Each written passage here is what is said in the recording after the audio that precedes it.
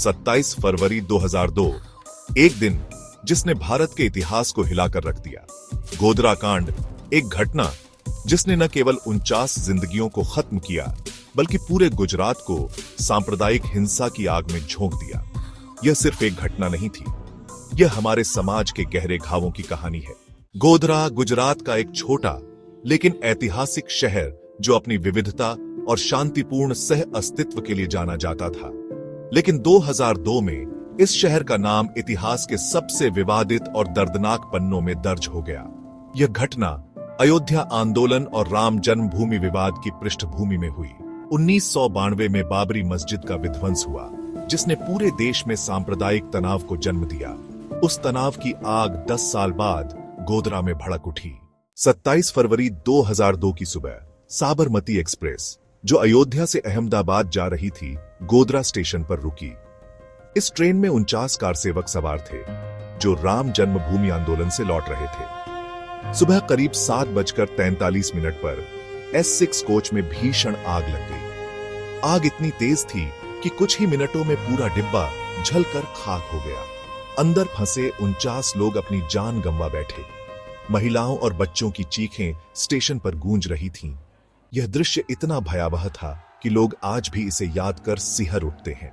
लेकिन सबसे बड़ा सवाल यह था कि आग कैसे लगी? क्या यह हादसा था या किसी साजिश का हिस्सा? जांच में दावा किया गया कि यह एक सुनियोजित हमला था। रिपोर्ट्स के मुताबिक करीब 1400 लोगों की भीड़ ने ट्रेन पर हमला किया और पेट्रोल छिड़ककर S6 कोच में आग लगाई।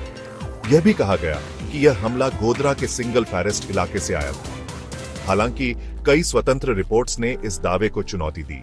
कुछ विशेषज्ञों का मानना था कि आग ट्रेन के अंदर से लगी हो सकती है, लेकिन आज तक इस सवाल का जवाब पूरी तरह नहीं मिला कि यह हादसा था या साजिश। गोधरा कांड ने पूरे गुजरात में सांप्रदायिक दंगों को जन्म दिया।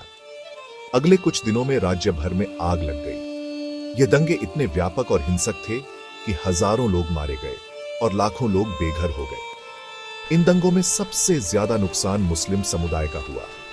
लोग अपने घर, परिवार और जिंदगियां खो बैठे। राहत शिविरों में रह रहे इन लोगों की तकलीफें आज भी हमारे समाज पर एक कड़वा सवाल उठाती हैं। गोधरा कांड और उसके बाद के दंगों ने देश की राजनीति को भी गहराई से प्रभावित किया। तत्कालीन मुख्यमंत्री नरेंद्र मोदी पर आरोप लगे कि उन्होंने दंगों को रोकने के लिए पर्याप्त कदम नहीं उठाए।